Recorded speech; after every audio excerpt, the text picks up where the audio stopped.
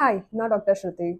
யூஸ்வலாக மேரேஜான நிறைய கப்பல்ஸ் ப்ரெக்னன்சிக்காக எப்போ டாக்டர் கிட்ட போவாங்கன்னு பார்த்தீங்கன்னா, ஒன்று அவங்க ஒய்ஃபோட பீரியட்ஸ் தள்ளி போய் ஒரு 1 or 2 வீக்ஸ் கழிச்சு தான் டாக்டர் கிட்ட போவாங்க. இல்லை சில கப்பல்ஸ் மேரேஜ் ஆகிட்டு ஒரு 4 or 5 years ட்ரை பண்ணிட்டு அதுக்கப்புறமாவும் குழந்தை நிற்கலைன்னா அதுக்கப்புறம் தான் டாக்டர் கிட்ட போகிறாங்க. பட் நீங்கள் ஒரு ப்ரெக்னன்சி பிளான் பண்ணுறீங்கன்னா உங்கள் டாக்டரை மீட் பண்ணுறதுக்கு ஒரு ஐடியல் ஆர் கரெக்ட் டைம் எப்போன்னு பார்த்தீங்கன்னா, நீங்கள் கன்சீவ் ஆகிறதுக்கு 3 மாதத்துக்கு முன்னாடி போய் நீங்கள் டாக்டரை மீட் பண்ணணும். இப்போ உதாரணத்துக்கு சப்போஸ் நீங்கள் வந்து ஏப்ரலில் கன்சீவ் ஆகணும் அப்படின்னு பிளான் பண்ணுறீங்கன்னா நீங்கள் ஜான்வரிலேயே டாக்டர் போய் மீட் பண்ணணும். இதுக்கு பேர் தான் ப்ரீ ப்ரெக்னன்சி ஹெல்த் செக்அப்னு சொல்லுவாங்க. இந்த ப்ரீ ப்ரெக்னன்சி செக்அப்பில் டாக்டர் வந்து உங்களோட ஹிஸ்ட்ரி அண்ட் எக்ஸாமினேஷன் பார்ப்பாங்க அண்ட் சில பேசிக் பிளட் டெஸ்ட் அண்ட் தேவைப்பட்டால் அல்ட்ராசவுண்ட் அண்ட் எக்கோ இந்த மாதிரி மற்ற டெஸ்ட்டும் எடுப்பாங்க. நீங்கள் கன்சீவ் ஆனால் அந்த ப்ரெக்னன்சியை வந்து சேஃபாக பாதுகாப்பாக 9 monthsக்கு நீங்கள் வந்து அதை கேரி பண்ணுற அளவுக்கு உங்கள் பாடிக்கு வந்து ஸ்ட்ரென்த் இருக்கா, உங்கள் பாடி வந்து நல்லா ஹெல்த்தியாக இருக்கா அப்படின்னு செக் பண்ணுவாங்க. இந்த பேசிக் டெஸ்ட்ல வந்து உங்களுக்கு ஏதாவது ஒரு டிசீஸ் இருக்கு, சம் அப்னார்மாலிட்டி இல்லை ஏதாவது ஒரு வியாதி இருக்கு அப்படின்னு தெரிய வந்தா ஃபர்ஸ்ட் அதை சரி பண்ணிட்டு அதுக்கப்புறம் நீங்க கன்சீவ் ஆனீங்கன்னா உங்க பிரெக்னன்சி ஒரு சேஃபான பாதுகாப்பான பிரெக்னன்சியா இருக்கும். சப்போஸ் நீங்க ப்ரீ பிரெக்னன்சி செக்அப்க்கு வராம டைரக்டா கன்சீவ் ஆயிட்டு அதுக்கப்புறம் நீங்க டாக்டர் கிட்ட வந்தீங்கன்னா அப்ப நம்ம பிளட் டெஸ்ட் அண்ட் ஸ்கேன்லாம் பண்ணி உங்களுக்கு ஏதாவது டிசீஸ் இருக்கு அப்படின்னு கண்டுபிடிச்சா நம்ம அதுக்கு ட்ரீட்மெண்ட் அப்பதான் ஆரம்பிக்கவே முடியும். பட் நீங்க ஏற்கனவே பிரெக்னெண்டா இருக்கிறதுனால நம்ம உங்களுக்கு நிறைய மெடிசன்ஸும் கொடுக்க முடியாது. ஏன்னா நம்ம நிறைய கொடுத்தா அது குழந்தைய பாதிக்கலாம். ஸோ உங்கள் ப்ரெக்னன்சி ஒரு ஹை ரிஸ்க் ப்ரெக்னன்சியாக ஆகிடும். ப்ரெக்னன்சியில் நார்மலாகவே உங்கள் பாடியில் நிறைய மாற்றங்கள் ஏற்படும். உங்கள் பாடியில் இருக்கிற எல்லா ஆர்கன்ஸ்க்கும் பார்த்தீங்கன்னா அந்த ஒர்க் லோட் அதிகமாக இருக்கும். ஸோ ஸ்ட்ரெஸ்ஸும் ரொம்ப அதிகமாக இருக்கும். பாடியில் அந்த ஃபிசியாலஜிக்கல் பேராமீட்டர்ஸ் எல்லாமே மாறும். லைக் இந்த இதயம், அதாவது இந்த ஹார்ட்டோட parameters like heart rate and cardiac output. Then நுரையீரல், அதாவது இந்த respiratory parameters like respiratory volumes and capacities. Then ரத்தம், அதாவது இந்த blood parameters like blood volume, haemoglobin, blood pressure அதாவது ரத்த அழுத்தம். தென் சிறுநீரகம், அதாவது இந்த கிட்னியோட parameters like GFR, serum creatinine, serum uric acid, serum urea and hormonal changes like thyroid and insulin. So இந்த மாதிரி ப்ரெக்னன்சியில் நிறைய மாற்றங்கள் ஏற்படும். இந்த சேஞ்சுக்கு வந்து அடாப்ட் ஆகிற அளவுக்கு உங்கள் பாடி ஹெல்த்தியாக இருக்கணும். அப்படி இல்லைன்னா உங்கள் ப்ரெக்னன்சி வந்து ஒரு ஹை ரிஸ்க் ப்ரெக்னன்சி ஆகிடும் அண்ட் போத் மதர் அண்ட் பேபிக்கும் ரொம்ப ரிஸ்க் ஆகிடும். உதாரணத்துக்கு ப்ரெக்னன்சி அப்போ நார்மலாகவே உங்கள் ஹீமோக்ளோபின் கொஞ்சம் கம்மியாயிடும். ஸோ உங்களுக்கு ஏற்கனவே அனீமியா இருக்குது, அதாவது உங்கள் ஹீமோக்ளோபின் வந்து கம்மியாக இருக்குது, ரத்த சோகைன்னு சொல்லுவாங்க. ஸோ உங்கள் ஹீமோக்ளோபின் வந்து ஏற்கனவே கம்மியாக இருக்குன்னா ப்ரெக்னன்சி அப்போ உங்களோட ஹீமோக்ளோபின் இன்னும் கம்மியாயிடும். ப்ரெக்னன்சி அப்போ அனீமியா இருந்தால் அது வந்து ஒரு ஹை ரிஸ்க் ப்ரெக்னன்சி. ஏன்னா மதருக்கும் பேபிக்கும் நிறைய காம்ப்ளிகேஷன்ஸ் வரலாம். ப்ரெக்னன்சியில் அனீமியா இருந்தால் அதுக்கு என்னெல்லாம் ரிஸ்க் இருக்குது அண்ட் அதை நம்ம எப்படி தடுக்கணும் அப்படின்னு ஏற்கனவே ஒரு வீடியோவில் நான் அதை தெளிவாக எக்ஸ்பிளைன் பண்ணியிருக்கேன். அந்த வீடியோட லிங்க் டிஸ்கிரிப்ஷனில் இருக்குது. ஸோ கண்டிப்பாக அந்த வீடியோ ஃபுல்லாக பாருங்கள். அதே நீங்கள் கன்சீவ் ஆகிறதுக்கு முன்னாடியே ப்ரீ ப்ரெக்னன்சி செக்அப்காக டாக்டரை கன்சல்ட் பண்ணி உங்களுக்கு அனீமியா இருக்குன்னு அப்போவே கண்டுபிடிச்சா உங்களுக்கு ஐரன் டேப்லெட் அண்ட் தேவைப்பட்டால் ஐரன் இன்ஜெக்ஷன் கூட கொடுத்து உங்கள் அனீமியாவை சரி பண்ணி ஹீமோக்ளோபின் லெவல் வந்து அதிகப்படுத்தி அது நார்மலான பின்ன அதுக்கப்புறம் நீங்கள் கன்சீவ் ஆனீங்கன்னா உங்கள் ப்ரெக்னன்சி ஒரு சேஃபான பாதுகாப்பான ப்ரெக்னன்சியாக இருக்கும். அதே மாதிரி ப்ரெக்னன்சி அப்போ உங்களோட cardiac output and blood volume ரெண்டுமே வந்து ரொம்ப அதிகமாகும். ஸோ உங்களோட இதயம், அதாவது அந்த ஹார்ட் வந்து நிறைய பிளட்டை பம்ப் பண்ணணும். எஸ்பெஷலி இந்த 3rd trimester, அதாவது அந்த ப்ரெக்னன்சியோட 7th to 9th month. So அப்போ அண்ட் டெலிவரி டைம் அப்போ. ஸோ இந்த டைமில் கார்டியக் அவுட்புட் ரொம்ப மேக்ஸிமமாக அதிகமாக இருக்கும். ஸோ அம்மாவோட ஹார்ட்டுக்கும் ரொம்ப ஸ்ட்ரெஸ் அண்ட் ஒர்க் லோட் ரொம்ப அதிகமாக இருக்கும். ஸோ மதருக்கு ஏதாவது ஹார்ட் டிசீஸ், அதாவது இதய நோய் ஏதாவது இருந்துச்சுன்னா அவங்களுக்கு டெலிவரி அப்போ இல்லை டெலிவரிக்கு முன்னாடி இருக்கிற அந்த 3 months, அதாவது 7th to 9th month of pregnancy, இந்த டைமில் ஹார்ட் ஃபெயிலியர் வரதுக்கான ரிஸ்க் ரொம்ப அதிகம். இன்ஃபேக்ட் நிறைய பெண்களுக்கு பார்த்தீங்கன்னா அவங்களுக்கு வந்து ஒரு ஹார்ட் டிசீஸ் இருக்குங்கிறதே அவங்களுக்கு தெரியாது. இந்தியாவில் காமனாக பார்த்தீங்கன்னா நிறைய பெண்களுக்கு வந்து இந்த ஆர்ஹெச்டி, அதாவது ருமேட்டிக் ஹார்ட் டிசீஸ்னு ஒரு இதய நோய் இருக்குது. அண்ட் சில பெண்களுக்கு பார்த்தீங்கன்னா ஏஎஸ்டி, அதாவது ஏட்ரியல் செப்டல் டிஃபெக்ட், இதுவும் இருக்குது. இந்த பெண்கள் கன்சீவ் ஆனதுக்கப்புறம் கார்டியக் அவுட்புட் அதிகமாகும். ஸோ அவங்க ஹார்ட் மேலே இருக்கிற அந்த ஒர்க் லோட் அண்ட் ஸ்ட்ரெஸ்ஸும் அதிகமாகும். ஸோ அப்போ தான் அவங்களுக்கு வந்து அந்த ஹார்ட் டிசீஸோட சிம்டம்ஸ் லைக் மூச்சு வாங்குறது அண்ட் பால்பிட்டேஷன்ஸ், அதாவது நெஞ்சு படப்படன்னு இருக்குதுன்னு சொல்லுவாங்க, அண்ட் கால் வீக்கம், செஸ்ட் பெயின், இந்த மாதிரி சிம்டம்ஸ்லாம் வரும். பட் நீங்கள் கன்சீவ் ஆனதுக்கு அப்புறமா தான் உங்களுக்கு வந்து ஹார்ட் டிசீஸ் இருக்குது அப்படின்னு கண்டுபிடிச்சா உங்கள் ப்ரெக்னன்சி ஒரு ஹை ரிஸ்க் ப்ரெக்னன்சியாக ஆகிடும். ஏன்னா அம்மாவோட ஹார்ட்டால் இந்த எக்ஸ்ட்ரா ஸ்ட்ரெஸ் வந்து தாங்க முடியாது. So risk of heart failure ரொம்ப அதிகமாகிடும். அண்ட் அம்மாவோட ஹார்ட்டால் அந்த பிளட் வந்து நல்லா ஃபோர்ஸாக பம்ப் பண்ண முடியாது. ஸோ குழந்தைக்கு ஒரு ரத்தமும் ரொம்ப கம்மியாயிடும். ஸோ போத் அம்மாவுக்கும் குழந்தைக்கும் ரொம்ப ரிஸ்க் ஆகிடுது.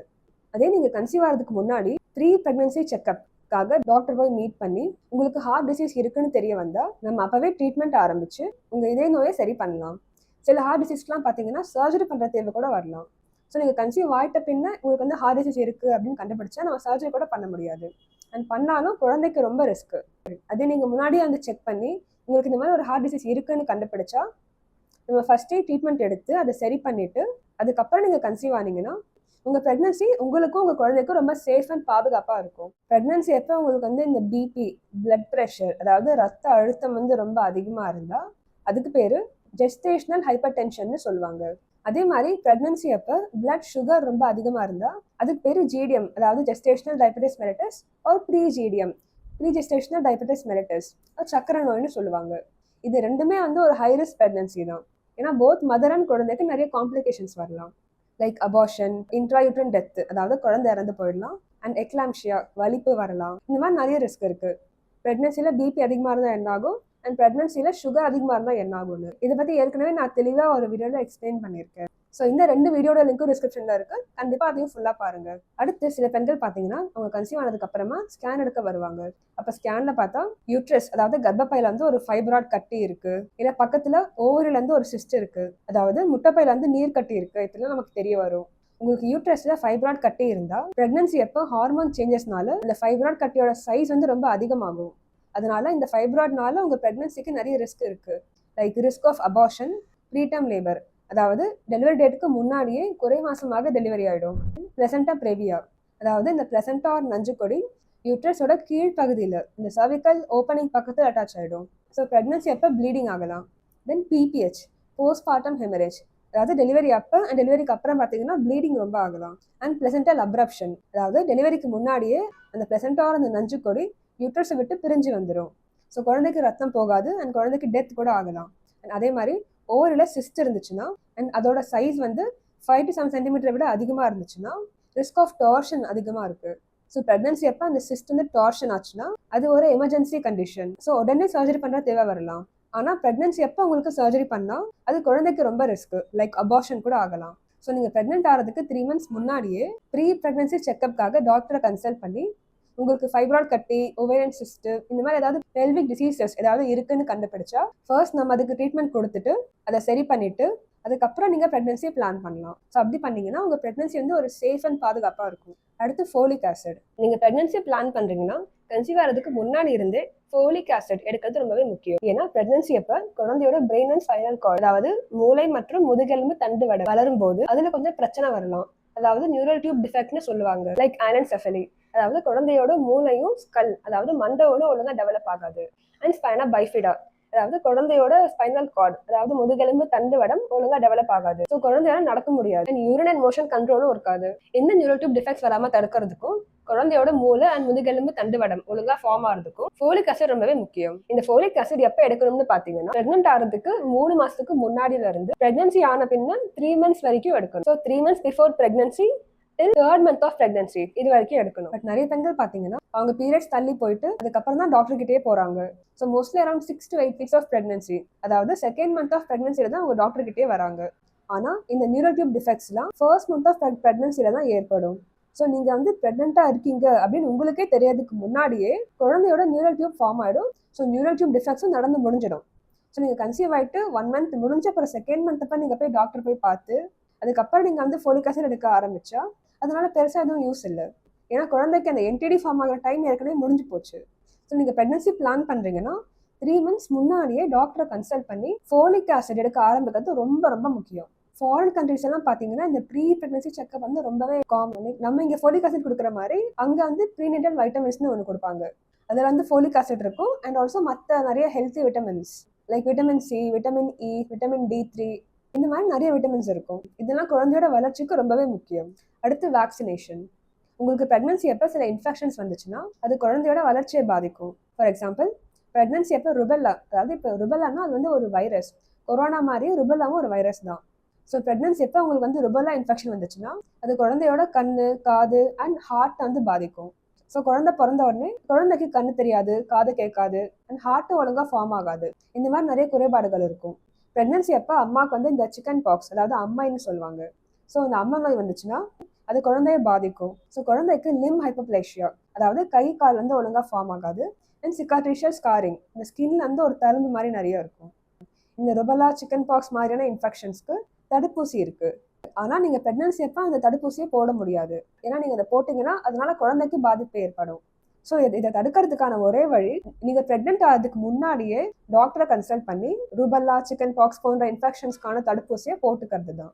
அடுத்து ப்ரெக்னன்சி அப்போ சில மெடிசன்ஸ் எடுத்தீங்கன்னா அது வந்து குழந்தையை பாதிக்கும். மெடிசன்ஸ் லைக் இந்த வலிப்பு ஆர் எபிலப்சிக்காக எடுக்கிற medicines like valproate, phenytoin. Then pimple ரொம்ப சிவியராக இருக்குது, ஆக்னி ரொம்ப சிவியராக இருக்குன்னா அதுக்கு எடுக்கப்படுற medicines like oral vitamin A, ஐசோடெட்னாயின்னு சொல்லுவாங்க. Then BP medicines like telmisartan, ACE inhibitors, ARBs இதெல்லாம். ஸோ இந்த மாதிரி நிறைய மெடிசன்ஸ் இருக்கு. ஸோ ப்ரெக்னன்சி அப்போ நீங்கள் இதெல்லாம் எடுத்தீங்கன்னா குழந்தைக்கு நிறைய குறைபாடுகள், அதாவது கன்ஜென்டல் அனாமலிஸ் நிறைய இருக்கும். எஸ்பெஷலி ப்ரெக்னன்சியோட அந்த ஃபர்ஸ்ட் 2 months பார்த்தீங்கன்னா அப்பதான் குழந்தையோட எல்லா உடல் உறுப்புகளும் ஃபார்ம் ஆகும். ஸோ இந்த டைம்ல நீங்க ஏதாவது மெடிசன்ஸ் எடுத்தீங்கன்னா அது குழந்தைய ரொம்ப அஃபெக்ட் பண்ணும். ஸோ நீங்க ஏதாவது மெடிசன்ஸ் ரொம்ப நாளாக எடுத்துட்டு இருக்கீங்கன்னா, நீங்க கன்சீவ் ஆயிட்டு அப்புறம் பீரியட்ஸ் தள்ளி போய் அதுக்கப்புறம் தான் நீங்க டாக்டர் போய் கன்சல்ட் பண்ணீங்கன்னா உங்களுக்கு ஏற்கனவே 6 to 8 weeks ஆஃப் ப்ரெக்னன்சி முடிஞ்சிருக்கும்.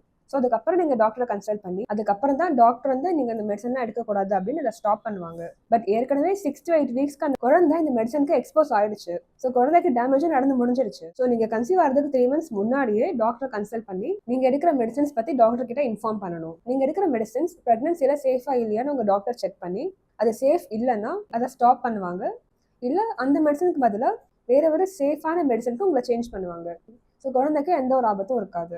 அடுத்து டென்டல் கேர். ப்ரெக்னன்சி அப்போ உங்கள் வாயில் இருக்கிற ஈறு, அதாவது அந்த கம் வந்து ரொம்ப பெருசாகும். இதுக்கு பேர் தான் கம் ஹைப்பர்ட்ரோஃபின்னு சொல்லுவாங்க. இதனால ப்ரெக்னன்சியில் உங்களுக்கு வந்து கம் இன்ஃபெக்ஷன் வரதுக்கான ரிஸ்க் ரொம்ப அதிகமாகும். ஸோ சில பெண்களுக்கு பார்த்தீங்கன்னா அவங்க கன்சீவ் ஆகிறதுக்கு முன்னாடியே அவங்களோட வாயில் வந்து ஒரு சின்ன கேவிட்டி ஆர் ஒரு மைல்டான ஒரு டென்டல் இன்ஃபெக்ஷன் இருக்கும். பட் அவங்க கன்சீவ் ஆனதுக்கு அப்புறம் ப்ரெக்னன்சியில ஏற்படுற அந்த கம் ஹைப்பர்ட்ரோஃபினால அந்த இன்ஃபெக்ஷன் சிவியர் ஆயிடும். ப்ரெக்னன்சி அப்போ பேஷண்ட்ஸ் நிறைய பேர் கேட்பாங்க, டாக்டர் எனக்கு இந்த பல் ரொம்ப வலிக்குது, நான் டென்டிஸ்ட் கிட்ட போனேன், அவங்க வந்து இந்த பல்ல எடுக்கணும்னு சொல்லிட்டாங்க. ஸோ நான் இப்போ ப்ரெக்னன்சி அப்போ பல்ல பிடுங்கலாமா, அது சேஃபா அப்படின்னு நிறைய பேர் கேட்பாங்க. ஸோ ப்ரெக்னன்சி அப்போ உங்கள் வாயிலேருந்து ஒரு டென்டல் இன்ஃபெக்ஷன் ஆச்சுன்னா அந்த இன்ஃபெக்ஷன் உங்கள் பிளட் வழியாக உங்களோட யூட்ரஸ் அண்ட் பிளசண்டாக்கு போயிடும் அண்ட் அங்கே போய் ஒரு இன்ஃப்ளமேஷனை காஸ் பண்ணும். ஸோ இதனால ரிஸ்க் ஆஃப் ப்ரீடம் லேபர், அதாவது டெலிவரி டேட்க்கு முன்னாடியே குழந்தை ஒரே மாசமாக டெலிவரி ஆகிடும் அண்ட் குழந்தையோட வெயிட்டும் ரொம்ப கம்மியாக இருக்கும். ஸோ நீங்கள் கன்சீவ் ஆகிறதுக்கு 3 months முன்னாடியே டாக்டரை கன்சல்ட் பண்ணி உங்களுக்கு வந்து வாயில் ஏதாவது டென்டல் இன்ஃபெக்ஷன் இருக்கான்னு செக் பண்ணணும். அண்ட் அப்படி ஏதாவது டென்டல் இன்ஃபெக்ஷன் இருந்துச்சுன்னா ஃபர்ஸ்ட் அதை சரி பண்ணிட்டு அதுக்கப்புறம் நீங்கள் கன்சீவ் ஆகிறது ரொம்ப சேஃப். அடுத்து ஹஸ்பண்ட் ஆர் ஒய்ஃப்க்கு ஏதாவது எஸ்டிஐ, அதாவது செக்ஷுவலி டிரான்ஸ்மிட்டட் இன்ஃபெக்ஷன்ஸ்னு சொல்லுவாங்க, like HIV, hepatitis B and C, syphilis. So இந்த மாதிரி எஸ்டிஐ இருந்தால் ப்ரெக்னன்சி அப்போ அது குழந்தைக்கும் ஸ்ப்ரெட் ஆகும் அண்ட் குழந்தையோட வளர்ச்சியும் ஒழுங்காக இருக்காது. For example, suppose husband or ஒய்ஃப்க்கு வந்து சிஃபிலிஸ் இருக்குது அப்படின்னா குழந்தைக்கும் சிஃபிலிஸ் வர சான்ஸ் இருக்குது அண்ட் குழந்தைக்கு நிறைய குறைபாடுகள் இருக்கும். லைக் கண்ணு தெரியாது, காது ஒழுங்காக கேட்காது, பல்லு ஒழுங்காக ஃபார்ம் ஆகாது, எலும்பு ரொம்ப வீக்காக இருக்கும் அண்ட் மூளை வளர்ச்சியும் ஒழுங்காக இருக்காது. இந்த மாதிரி நிறைய பிரச்சனைகள் இருக்கும். இதுக்கு பேர் தான் கன்ஜெனிட்டல் சிஃபிலிஸ்னு சொல்லுவாங்க. ஸோ நீங்கள் கன்சீவ் ஆனதுக்கப்புறம் நம்ம வந்து டெஸ்ட் பண்ணி உங்களுக்கு வந்து எஸ்டிஐ இருக்குது அப்படின்னு தெரிஞ்சால் நம்ம அப்போ தான் ட்ரீட்மெண்ட்டே ஆரம்பிக்க முடியும். ஆனால் ப்ரெக்னன்சி அப்போ நீங்கள் நிறைய மெடிசன் எடுத்தீங்கன்னா அதுவே கூட குழந்தைய பாதிக்கலாம். ஸோ நம்ம நிறைய மெடிசன்ஸும் கொடுக்க முடியாது, ஆனால் கொடுக்கலன்னா அந்த இன்ஃபெக்ஷனாலேயே குழந்தை பாதிக்கலாம். ஸோ இதெல்லாம் தடுக்கிறதுக்கு கன்சீவ் ஆகிறதுக்கு 3 months முன்னாடியே நீங்கள் டாக்டர் போய் விசிட் பண்ணி உங்களுக்கும் உங்கள் ஹஸ்பண்டுக்கும் ஏதாவது எஸ்டிஐ இருக்கா அப்படின்னு டெஸ்ட் பண்ணணும். அப்படி ஏதாவது இருந்துச்சுன்னா அதுக்கு ட்ரீட்மெண்ட் கொடுத்து சரி பண்ணிவிட்டு அதுக்கப்புறம் நீங்கள் கன்சீவ் ஆக பிளான் பண்ணணும். இந்த வீடியோ பார்க்குற சில பேருக்கு வந்து ஒரு டவுட் இருக்கலாம், டாக்டர் இப்போ நான் நார்மலாக தானே இருக்கேன், எனக்கு எந்த ஒரு சிம்டம்ஸும் இல்லை, சின்ன வயசுலேருந்தே நான் நல்லா தான் இருக்கேன், ஸோ எனக்கு இந்த ப்ரீ ப்ரெக்னன்சி செக்அப் அவசியமா? த ஆன்சர் இஸ் எஸ், கண்டிப்பாக அவசியம் உங்களுக்கு. ஏன்னா இப்போ நீங்கள் நார்மலாக இருக்கீங்க, ஸோ உங்களுக்கு வந்து எந்த ஒரு சிம்டம்ஸும் இல்லாமல் இருக்கலாம். ஆனால் ப்ரெக்னன்சி எப்போ உங்கள் பாடியில் நிறைய மாற்றங்கள் ஏற்படும். உங்கள் பாடியில் எல்லா ஆர்கன்ஸ்க்கும் பார்த்தீங்கன்னா ஸ்ட்ரெஸ் அண்ட் ஒர்க் லோட் ரொம்ப அதிகமாகிடும். ஸோ உங்களுக்கு ஏதாவது மைல்டான டிசீஸ் லைக் ஒரு மைல்டான ஹார்ட் டிசீஸ் இல்லை ஒரு கிட்னி டிசீஸ் அந்த மாதிரி இருந்துச்சுன்னா ப்ரெக்னன்சி அப்போ தான் அது வந்து உங்களுக்கு சிம்டம்ஸே வர ஆரம்பிக்கும். நிறைய பெண்களுக்கு அவங்களுக்கு இந்த பிபி, சுகர், எஸ்டிஐ போன்ற இன்ஃபெக்ஷன்ஸ், ஹார்ட் டிசீஸ், தைராய்டு இதெல்லாம் இருக்குன்னு அவங்களுக்கே தெரியாது. நிறைய பெண்கள் நானே பார்த்துருக்கேன், அவங்க கன்சீவ் ஆகிட்டு ஃபர்ஸ்ட் டைம் வந்து அவங்க டெஸ்ட் எடுக்க வருவாங்க, அப்போ தான் அவங்களுக்கு வந்து இந்த மாதிரி டிசீஸ் இருக்குங்கிறது அவங்களுக்கே தெரிய வரும். ரீசெண்டாக ஒரு few months முன்னாடி கூட ஒரு pregnant female 5th month of ப்ரெக்னன்சியில் வீசிங் அண்ட் மூச்சு வாங்குதுன்னு வந்தாங்க. இசிஜி எக்கோ எடுத்து பார்த்தா அவங்களுக்கு ஆர்ஹெச்டி, அதாவது ரொமாட்டிக் ஹார்ட் டிசீஸ்னு ஒரு இதய நோய் இருக்குன்னு தெரிய வந்துச்சு. தென் அவங்கள ஆம்புலன்ஸ்லேயே அங்கேருந்து ஒரு ஹையர் சென்டருக்கு ரெஃபர் பண்ணோம். அங்கே போய் ஐசியூல கொஞ்ச நாள் அட்மிட் ஆயிருந்தாங்க. அவங்க ப்ரெக்னன்சியே ஒரு ஹை ரிஸ்க் ப்ரெக்னன்சி ஆயிடுச்சு அண்ட் அது வரைக்கும் அவங்களுக்கு வந்து ஒரு ஹார்ட் டிசீஸ் இருக்குங்கிறது அவங்களுக்கே தெரியாது. ஸோ ப்ரீ ப்ரெக்னன்சி செக்அப் எல்லா பெண்களுக்கும் ரொம்ப ரொம்ப முக்கியம். ஒரு சேஃப் அண்ட் ஹெல்த்தியான ஒரு பாதுகாப்பான ப்ரெக்னன்சிக்கு நீங்கள் செய்ய வேண்டிய ஃபர்ஸ்ட் ஸ்டெப் இதுதான். ஸோ உங்கள் ஃப்ரெண்ட்ஸ் அண்ட் ஃபேமிலியில் ஒரு நியூலி மேரிட் கப்பல் இல்லை இப்போ தான் அவங்க ப்ரெக்னன்சி பிளான் பண்ணுறாங்க, அந்த மாதிரி உங்களுக்கு யாராவது தெரியும்னா கண்டிப்பாக இந்த வீடியோ அவங்களுக்கு ஷேர் பண்ணுங்கள். நான் ஏற்கனவே சொன்ன மாதிரி உங்கள் ப்ரெக்னன்சியில் வந்து அனீமியா இல்லை ஹை பிபி இல்லை ஹை பிளட் சுகர் இது இருந்துச்சுன்னா என்ன ஆகும் அப்படிங்கிறத நான் ஒரு 3 வீடியோவில் எக்ஸ்பிளைன் பண்ணியிருக்கேன். அந்த வீடியோஸோட லிங்க் டிஸ்கிரிப்ஷனில் இருக்குது. ஸோ கண்டிப்பாக அதை ஃபுல்லாக பாருங்கள். ஸோ இந்த மாதிரி நாங்கள் நிறைய யூஸ்ஃபுல்லான வீடியோஸ் போஸ்ட் பண்ணிட்டு இருக்கோம். ஸோ மறக்காமல் லைக் பண்ணுங்கள், சப்ஸ்கிரைப் பண்ணுங்கள், அண்ட் உங்கள் ஃப்ரெண்ட்ஸ் அண்ட் ஃபேமிலியோட ஷேர் பண்ணுங்கள்.